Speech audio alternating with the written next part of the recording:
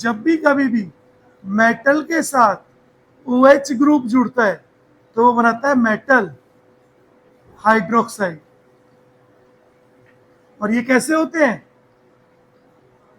Basic होते हैं। कैसे होते हैं मेटल हाइड्रोक्साइड? हमेशा बेसिक होते हैं, ठीक है।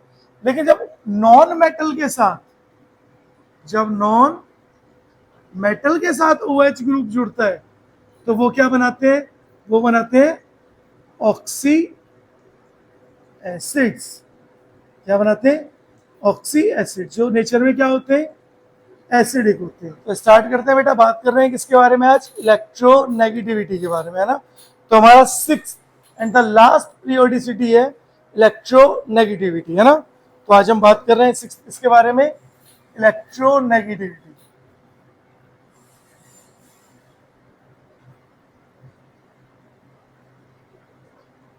इलेक्ट्रोनेगेटिविटी। अब देखो, जब भी हम लोग इलेक्ट्रोनेगेटिविटी के बारे में बात करते हैं तो इलेक्ट्रोनेगेटिविटी को आप डिनोट कर रहे हो EN से। सबसे पहले समझो कि इलेक्ट्रोनेगेटिविटी होती क्या है। बहुत छोटा टॉपिक है, ज्यादा बड़ा टॉपिक नहीं है, कुछ बेसिक बेसिक चीजें याद रखनी है, हो जाएगा, है ना। सबसे पहले समझते हैं कि क्या होती है इलेक्ट्रोनेगेटिविटी, किसके बीच में होती है। अब तक आप लोगों ने जितनी भी पीरियोडिसिटी पढ़ी, उन सारी पीरियोडिसिटी में गैसियस आइसोलेटेड एटम यूज हो रहा था। कौन यूज हो रहा था? Gaseous isolated atom. लेकिन जब इलेक्ट्रोनेगेटिविटी की बात आती है तो यही अकेली ऐसी पीरियोडिसिटी है जिसमें कोवलेंटली बॉन्डेड मॉलिक्यूल्स यूज होते हैं। क्या यूज होते हैं? Covalently bonded molecules. तो इलेक्ट्रोनेगेटिविटी का कॉन्सेप्ट किसके लिए वैलिड है? Valid for covalently bonded molecules के, कोवलेंटली बॉन्डेड मॉलिक्यूल्स को। अब क्या बोलता है, देखो कैसे होता है। एक एग्जांपल लेते हैं। मैंने एग्जांपल लिया A और B, और मैंने यहां बोला है electronegativity of B is greater than electronegativity of A। B की इलेक्ट्रोनेगेटिविटी क्या है? A से ज्यादा है। जिसकी इलेक्ट्रोनेगेटिविटी ज्यादा होती है उसके ऊपर आता है पार्शियल नेगेटिव चार्ज, और जिसकी इलेक्ट्रोनेगेटिविटी कम होती है उसके ऊपर आता है पार्शियल पॉजिटिव चार्ज। अब इलेक्ट्रोनेगेटिविटी ज्यादा होने का क्या मतलब है? इलेक्ट्रोनेगेटिविटी ज्यादा होने का मतलब है कि वो इलेक्ट्रॉन को क्या करेगी? अपनी तरफ अट्रैक्ट करेगी। देखो, इलेक्ट्रॉन ट्रांसफर नहीं हो रहे, यहाँ क्या हो रहे हैं? अट्रैक्ट हो रहे हैं। कौन से इलेक्ट्रॉन अट्रैक्ट होते हैं? वो इलेक्ट्रॉन अट्रैक्ट होते हैं जो दो एटम के बीच में शेयर हो रहे हैं। तो कौन से अट्रैक्ट होंगे इलेक्ट्रॉन? जो दो एटम के बीच में क्या हो रहे हैं? शेयर हो रहे हैं। बोलो क्लियर है? तो इसका मतलब बी क्या करेगा? बी ए के इलेक्ट्रॉन्स को अपनी तरफ अट्रैक्ट करेगा लेकिन ट्रांसफर नहीं करेगा। दैट मीन्स अगर हम इलेक्ट्रोनेगेटिविटी को डिफाइन करें तो हम क्या बोल सकते हैं? Tendency to attract, tendency to attract shared electron, tendency to attract shared electron by covalently bonded atom, by covalently bonded atom, नीचे यहाँ bonded atom in a molecule. Tendency to attract shared electron by covalently bonded atom in a molecule is called electronegativity. Is called electronegativity. बोलो clear हुआ? पता चला electronegativity क्या होती है। चलो, बहुत अच्छे। अच्छा, एक चीज और सुनो इलेक्ट्रोनेगेटिविटी के बारे में। इलेक्ट्रोनेगेटिविटी हमेशा रिलेटिव होती है। क्या होती है? रिलेटिव। यानी आप क्या करोगे? इलेक्ट्रोनेगेटिविटी के बारे में जब भी बात करोगे तो किसी के रिस्पेक्ट में बात करोगे। जैसे आपने बोला कि भाई वो इंसान तो बहुत बुरा इंसान है, तो किसी के रिस्पेक्ट में बोला होगा ना बुरा है। उससे भी बुरा इंसान आ गया तो आप क्या बोलोगे? आप बोलोगे वो इंसान अच्छा है ना। तो इलेक्ट्रोनेगेटिविटी कैसी वैल्यू है? एक रिलेटिव वैल्यू है, और इलेक्ट्रोनेगेटिविटी की कोई यूनिट नहीं होती। तो क्या याद रखना है? It is a relative value, it is a relative value and unitless. ये रिलेटिव वैल्यू और साथ में क्या है, यूनिटलेस है, मतलब इसकी कोई यूनिट नहीं होती। कैसे, देखो मैंने एक एग्जांपल दिया, मैंने बोला HI, अब iodine is more electronegative than hydrogen, सबको पता है ना, electronegativity of iodine is greater than electronegativity of hydrogen. तो यानी यहाँ पार्शियल नेगेटिव और यहाँ पार्शियल पॉजिटिव आएगा। लेकिन अगर मैं एक एग्जांपल और लूं, मैंने बोला Fi, तो अब किसकी इलेक्ट्रोनेगेटिविटी ज्यादा होती है, electronegativity of fluorine is greater than electronegativity of iodine. अब आयोडीन पे कैसे चार्ज आएगा, पार्शियल पॉजिटिव, और फ्लोरीन पे क्या आएगा, पार्शियल नेगेटिव। दैट मीन्स देखो यहाँ पे आयोडीन नेगेटिव चार्ज शो कर रहा था, अपने ऊपर नेगेटिव चार्ज ले रहा था क्योंकि इलेक्ट्रोनेगेटिविटी ज्यादा थी, तो इलेक्ट्रॉन को अट्रैक्ट कर रहा था। लेकिन जब फ्लोरीन आया तो अब क्या हो गया, अब चीजें बदल गई। तो एटम टू एटम वेरी करेगी इलेक्ट्रोनेगेटिविटी, जो जिसके साथ है उसके हिसाब से, है ना। अब जब इलेक्ट्रोनेगेटिविटी की वैल्यू को चेक किया गया, तो एलिमेंट्स है, कुछ एलिमेंट्स है जिनकी मैं आपको इलेक्ट्रोनेगेटिविटी वैल्यू बता रहा हूँ, वो आपको याद रखनी है, ठीक है, उसको आपको नहीं भूलना है ना। तो चलो उसको बनाते हैं जरा, यही बना देता हूं।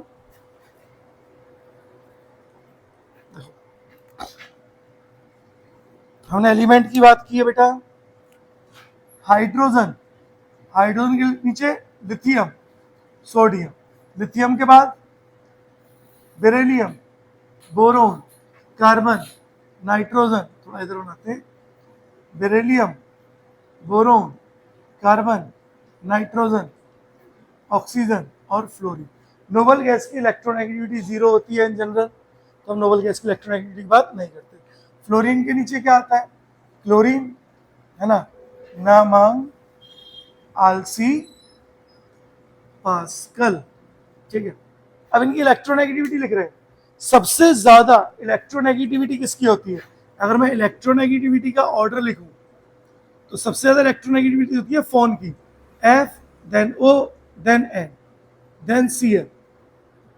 इलेक्ट्रोनेगेटिविटी किसकी होती है, फोन की होती है, फ्लोरीन, ऑक्सीजन, नाइट्रोजन और क्लोरीन। अब देखो हाइड्रोजन की इलेक्ट्रोनेगेटिविटी कितनी होती है, 2.1, इसको मत भूलना, ठीक है। Lithium 1.0, beryllium 1.5, boron 2.0, carbon 2.5, nitrogen 3.0, oxygen 3.5 and fluorine 4.0। ये याद होनी चाहिए एटलीस्ट, कुछ भी नहीं तो hydrogen, carbon, nitrogen, oxygen, fluorine याद होनी चाहिए। बोलो पता चला।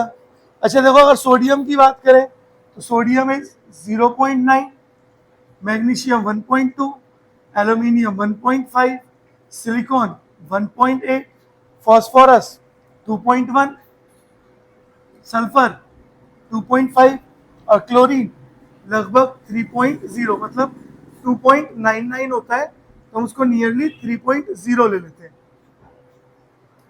तो ये इलेक्ट्रोनेगेटिविटी की वैल्यू है ना। तो ये वैल्यूज आपको क्या होनी चाहिए, याद होनी चाहिए, है ना। देन इसके नीचे कौन आता है, क्लोरीन के नीचे ब्रोमीन और आयोडीन, है ना।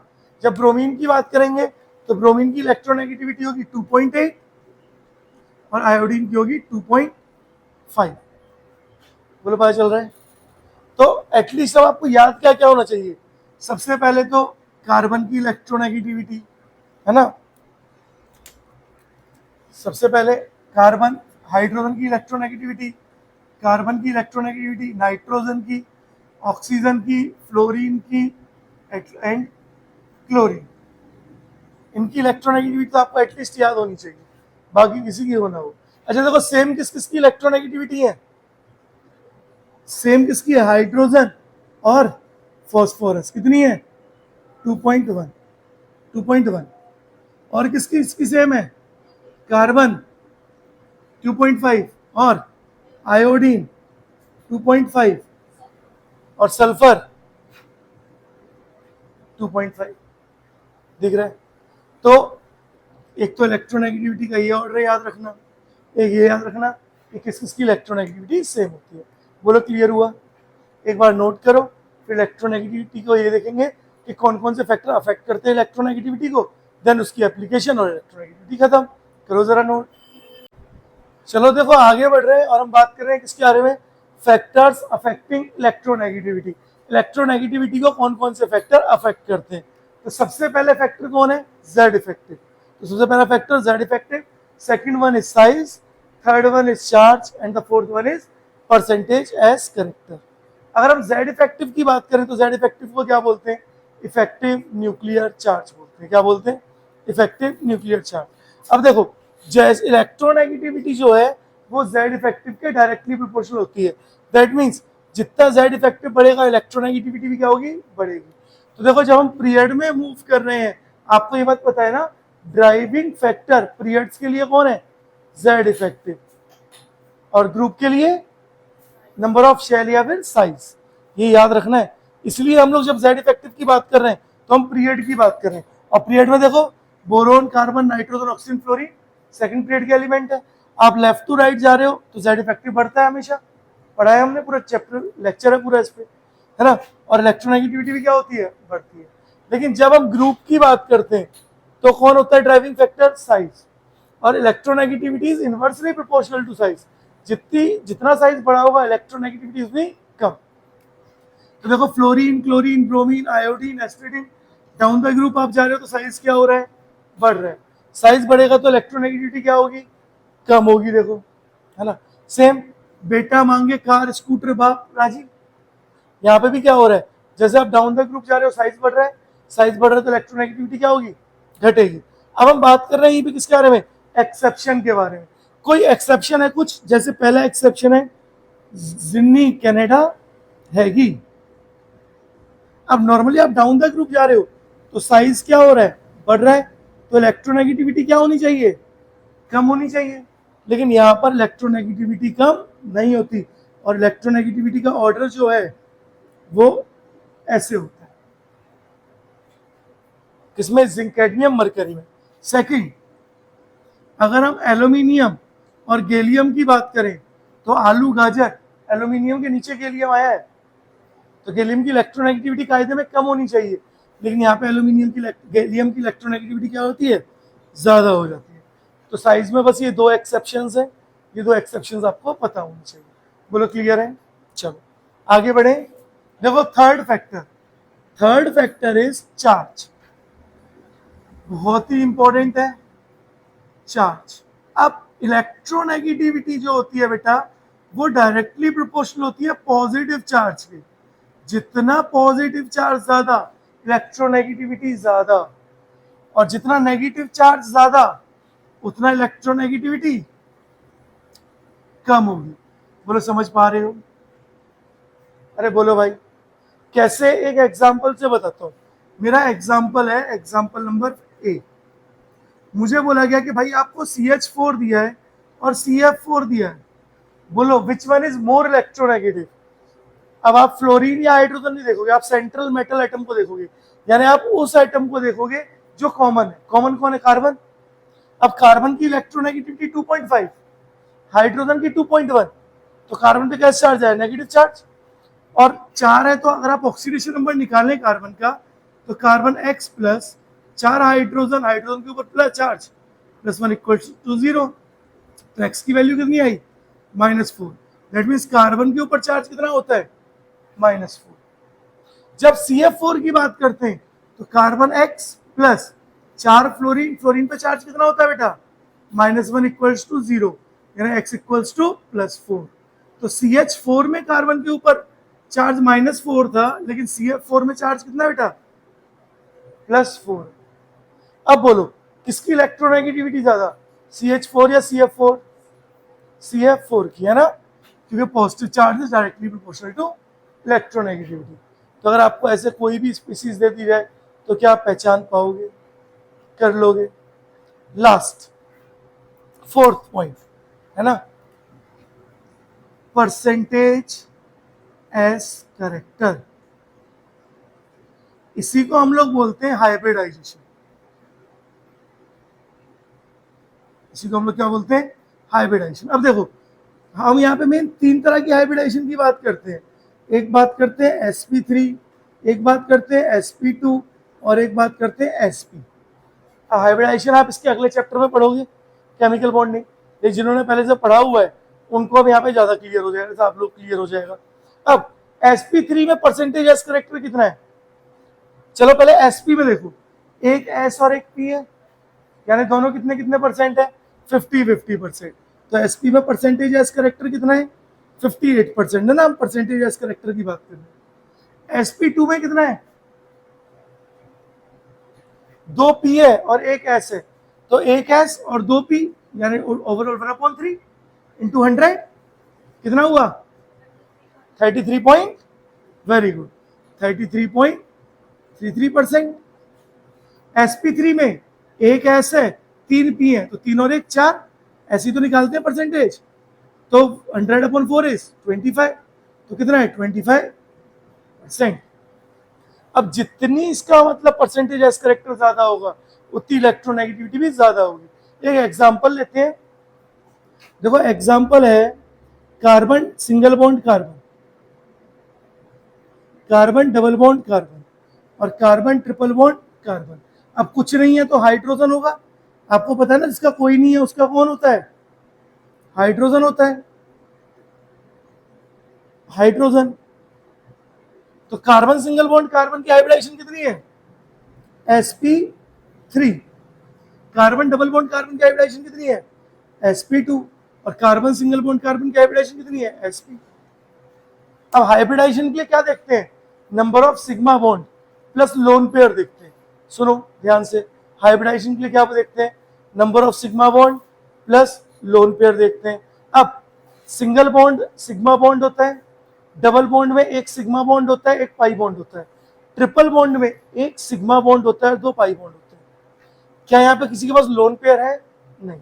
सिग्मा बॉन्ड काउंट करो तो कार्बन से, इस कार्बन से कितने सिग्मा बॉन्ड है? 1 2 3 और 4, 4 का मतलब एक एस और 3 पी, इसलिए ये हुआ sp3। इस कार्बन से कितने सिग्मा बॉन्ड है?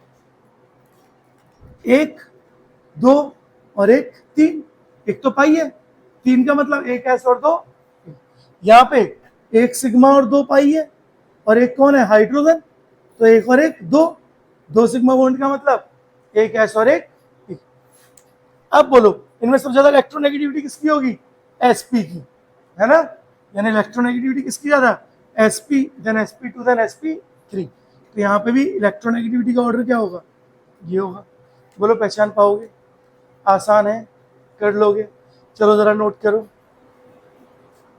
चलो देखो बेटा, अब बात कर रहे हैं हम लोग किसके बारे में? एप्लीकेशंस ऑफ इलेक्ट्रोनेगेटिविटी के बारे में। तो अब हमारा टॉपिक है एप्लीकेशंस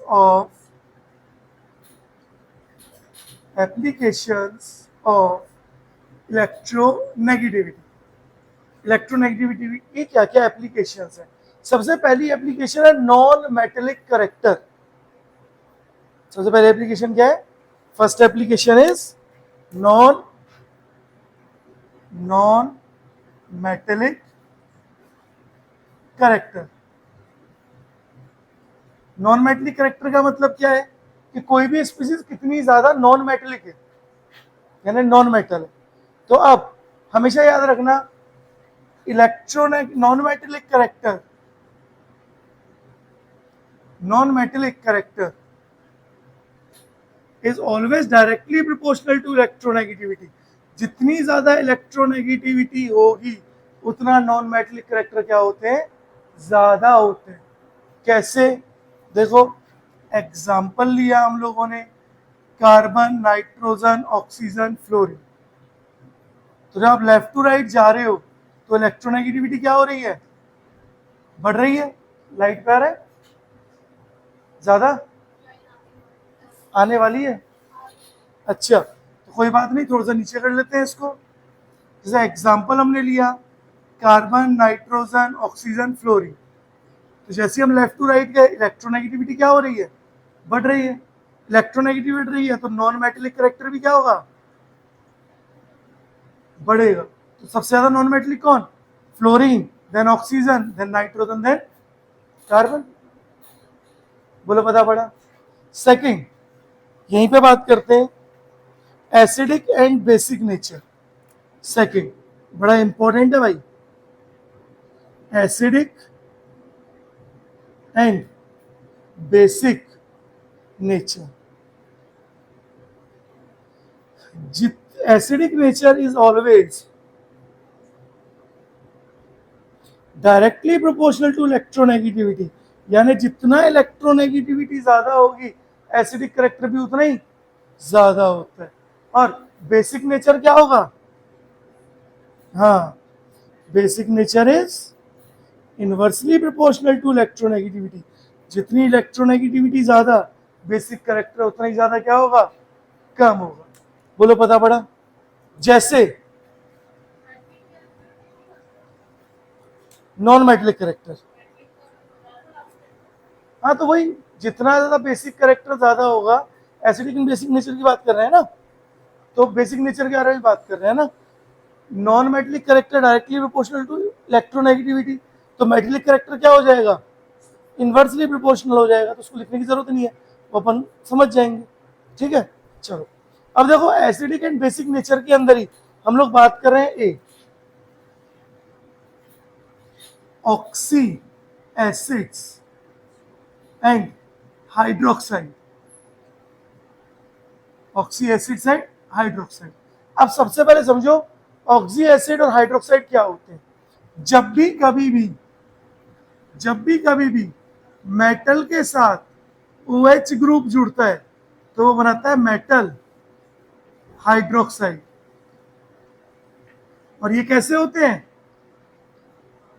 बेसिक होते हैं. कैसे होते हैं मेटल हाइड्रोक्साइड? हमेशा बेसिक होते हैं. ठीक है. लेकिन जब नॉन मेटल के साथ OH ग्रुप जुड़ता है तो वो क्या बनाते हैं? वो बनाते हैं ऑक्सी एसिड्स. क्या बनाते हैं? ऑक्सी एसिड, जो नेचर में क्या होते हैं? एसिडिक होते हैं, है ना. दो एग्जांपल ले रहा हूं. मेरा पहला एग्जांपल है NaOH और दूसरा एग्जांपल है, हाँ कर लो, है ना, HCl. ठीक है. अब देखो यहाँ पे मेटल है, मेटल के साथ OH है. अगर मेटल के साथ OH है इसका मतलब वो क्या है? मेटल हाइड्रोक्साइड है. ये क्या है? मेटल हाइड्रोक्साइड है. आपको पता है ना NaOH इज अ बेस, तो मेटल हाइड्रोक्साइड नेचर में कैसा है? बेसिक. HClO, हाँ कर लो को हम ऐसे लिख सकते हैं, ClOH लिख सकते हैं ना. अब नॉन मेटल के साथ कौन आ गया? फिर से OH आ गया. और नॉन मेटल के साथ OH आए तो क्या बनेगा? ये ऑक्सी एसिड है ना. इसका नाम है हाइपोक्लोरस एसिड. तो ये एसिड है, तो जरूरी नहीं है जहां आपको OH दिख रहा है वो बेस ही हो, वो एसिड भी हो सकता है. अब आपको क्या देखना है? आपसे बेसिक नेचर पूछा जा सकता है, एसिडिक नेचर पूछा जाता है. जैसे देखो आपको क्वेश्चन देता हूं. एक मेरा क्वेश्चन है, आपको अरेंज करना है. Question number first, LiOH, NaOH, KOH, RbOH, CSOH. अब मुझे ये सारे के सारे पता है, सारे के सारे मेटल हैं, और मेटल के साथ OH मतलब मेटल हाइड्रोक्साइड, यानी ये सब बेसिक है. अब मैं आपसे बोल रहा हूं कि बताओ इनमें सबसे ज्यादा बेसिक कौन है? सबसे ज्यादा बेसिक कौन है? तो देखो आपको यहां पर मेटेलिक करेक्टर या basic nature is inversely proportional to electronegativity. जैसे जैसे आप लेफ्ट टू राइट जा रहे हो तो जो आपके मेटल्स हैं उनकी इलेक्ट्रोनेगेटिविटी क्या हो रही है बच्चों? कम हो रही है. और इलेक्ट्रोनेगेटिविटी कम होगी तो बेसिक नेचर क्या होगा? इंक्रीज होगा. यानी सबसे ज्यादा बेसिक सीजियम हाइड्रोक्साइड और सबसे कम बेसिक लिथियम हाइड्रोक्साइड. बोलो पता चल रहा है? अरे बोलो, अरेंज कर सकते हो? ऐसे क्वेश्चन आते हैं, इसलिए बोला जाता है पूरे पीरियोडिक टेबल में सबसे बेसिक हाइड्रोक्साइड किसकी होती है? सीजियम की होती है. बोलो पता चला? एक और दूं? हाँ, एक और देता हूं. शाबाश. NaOH, MgOH का होल ट्वाइस, AlOH का होल थ्राइस। अब मुझे बताओ सबसे ज्यादा बेसिक कौन? देखो ध्यान से देखो, ध्यान से देखना, सोडियम मैग्नीशियम एल्यूमिनियम क्या सेम पीरियड के एलिमेंट है? ध्यान से सुनो, सेम पीरियड के एलिमेंट है। अगर सेम पीरियड के एलिमेंट है तो लेफ्ट टू राइट जाते हैं पीरियड में तो इलेक्ट्रोनेगेटिविटी क्या होती है? बढ़ती है। यानी लेफ्ट टू राइट जा रहे हो आप तो इलेक्ट्रोनेगेटिविटी बढ़ रही है, और इलेक्ट्रोनेगेटिविटी बढ़ेगी तो बेसिक नेचर क्या होगा? कम होगा। तो सबसे ज्यादा बेसिक कौन? NaOH, देन MgOH का होल ट्वाइस, देन AlOH का होल थ्राइस। एक और दूं, देखो question number 3, HOF, HOCl, HOBr और HOI हुई है ना? हाँ तो हाँ हुई है ना? तो अब बताओ लेफ्ट टू राइट जा रहे हो, अब आपको क्या दिख रहे हैं? नॉन मेटल्स दिख रहे हैं। दैट मीन्स हम बात किसकी करेंगे? एसिडिक करेक्टर की। अब बोलो लेफ्ट टू राइट जा रहे हैं तो इलेक्ट्रोनेगेटिविटी क्या हो रही है? लेफ्ट टू राइट जा रहे हैं तो इलेक्ट्रोनेगेटिविटी कम हो रही है।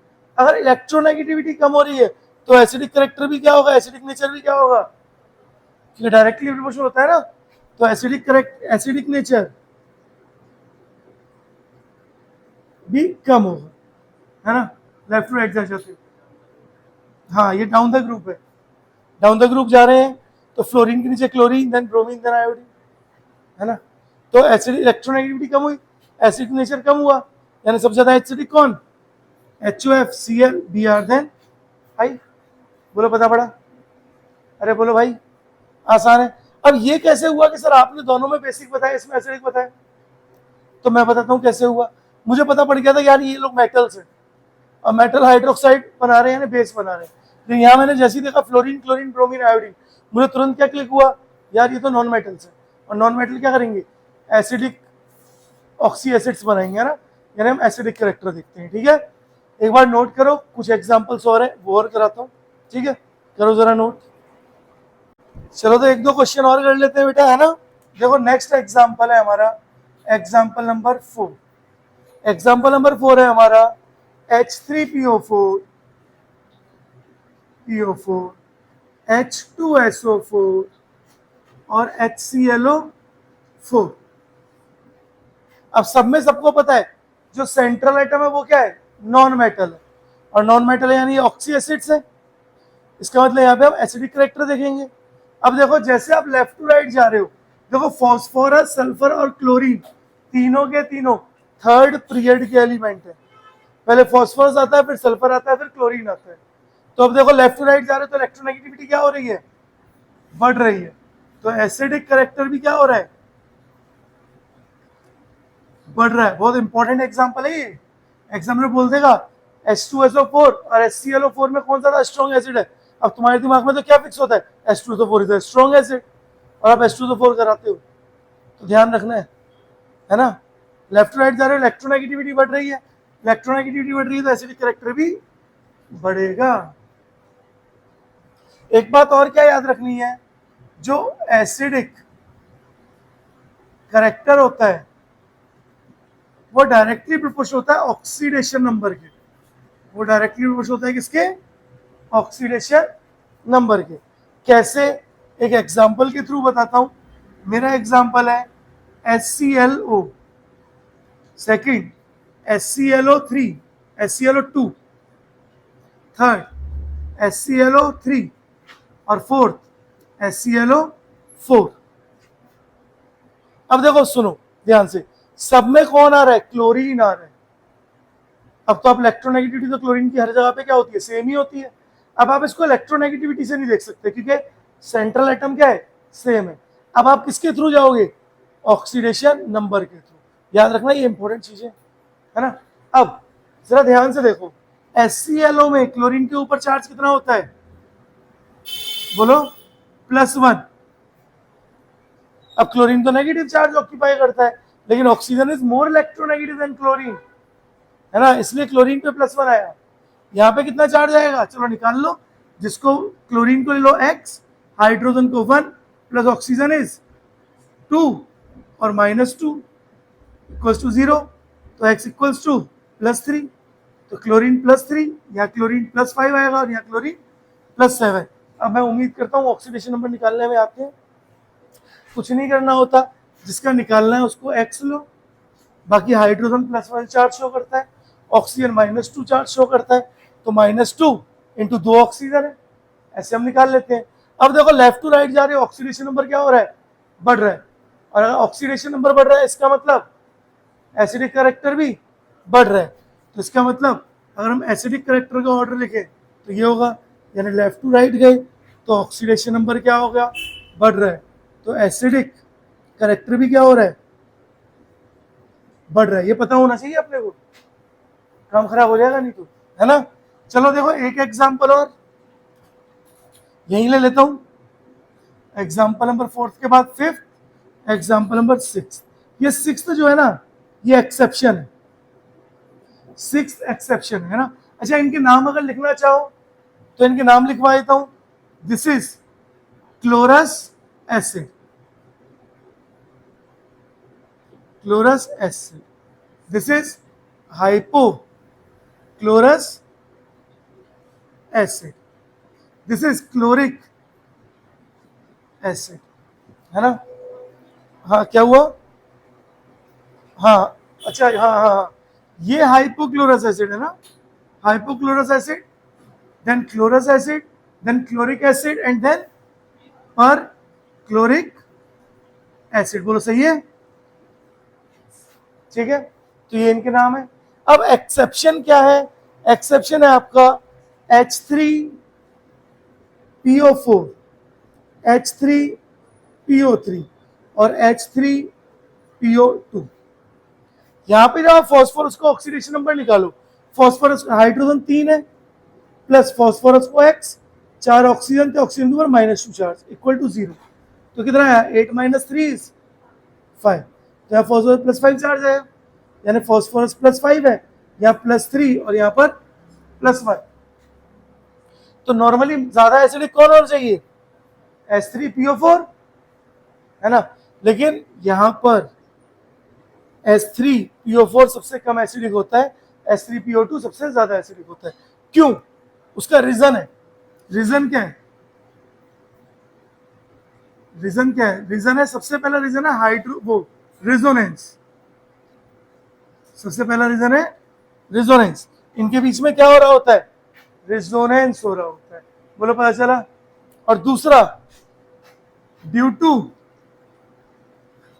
हाइड्रोजन बॉन्डिंग, तो आपसे रीजन तो पूछे नहीं जाएंगे कंपटीशन में नॉर्मली, लेकिन ये ऑर्डर जरूर पूछा जाएगा। तो भाई ये एक्सेप्शन याद रखना, एग्जाम्पल नंबर 6, बोलो क्लियर है, चलो शाबाश। अब बस ऑक्साइड्स है, हम 4 तरह की ऑक्साइड पढ़ते हैं, neutral oxide, basic oxide, acidic oxide और एम्फोटेरिक। तो कौन कौन सी ऑक्साइड्स हैं, ये 4 हैं, इन चारों के एग्जाम्पल याद रखना, उसके साथ हमारे चैप्टर अब समाप्त हो जाएगा। तो अगर हम बात करें ऑक्साइड्स के बारे में, तो सबसे पहले मैं बात कर रहा हूं न्यूट्रल ऑक्साइड। अब क्या होती है न्यूट्रल ऑक्साइड, जो not react with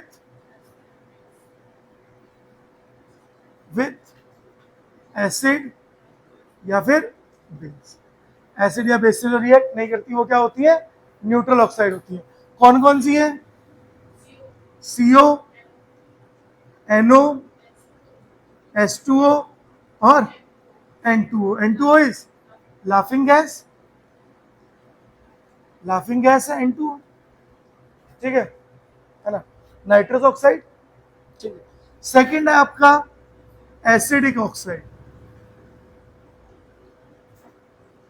acidic oxide क्या होगी, जो रिएक्ट करेगी किसके साथ, very good, react with base, base के साथ रिएक्ट करेगी। हाँ, अब देखो कौन होगा एग्जांपल, नॉर्मली नॉन मेटल की जो ऑक्साइड्स हैं वो सारी की सारी क्या है, एसिडिक ऑक्साइड। और कौन कौन से एग्जांपल हो सकते हैं, SO3 और है NO2 और CO2 भी एसिडिक ऑक्साइड है।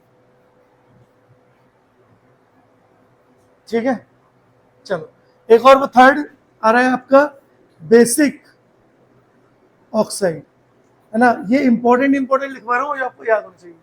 बेसिक ऑक्साइड के में जो क्या करेंगी, react with acid. Very good. Basic oxide कौन सी ऑक्साइड है जो रिएक्ट करेंगी इसके साथ, एसिड के साथ। नॉर्मली ज्यादातर मेटेलिक ऑक्साइड जो है वो बेसिक ऑक्साइड्स होती हैं। चलो बोल दो एग्जांपल, मन्नो, K2, K2O, Na2O, Cr, CrO, है ना। तो ये मेन वो है बेसिक ऑक्साइड जो आपसे पूछ ली जाती है ना। And the last one, fourth, amphoteric. बेटा ये याद होनी चाहिए, ऑक्साइड्स, है ना। एम्फोटेरिक ऑक्साइड्स कौन सी होंगी, जो रिएक्ट करेंगी with both acid and base. React with both acid and base, जो दोनों से बेस हो, है ना। कौन कौन होंगी, सबसे पहले MnO2, very good, MnO2, SnO2, PbO2, Al2O3, हाँ, P2O5, phosphorus pentoxide, B2O5, B2O5, BE, vanadium pentoxide ना, हाँ, V2O5, ये तो सबसे इंपॉर्टेंट है भाई। ये हो गया, Al2O3 हो गया, MnO2, हाँ बताओ, ZNO, वेरी गुड। तो ये क्या है, कौन कौन सी, BeO और Sb2O3 और AS2। जिनको स्टार मार्क किया भाई वो जरूर आपको याद हो, है ना, ये जरूर याद हो। ठीक है, तो ये है आपकी एम्फोटेरिक ऑक्साइड, और इसी के साथ आपका पीरियोडिक टेबल चैप्टर होता है समा, है ना, और इलेक्ट्रोनेगेटिविटी भी होती है समा। अब अगले लेक्चर में स्टार्ट करेंगे केमिकल बॉन्डिंग। कर लो बेटा नोट।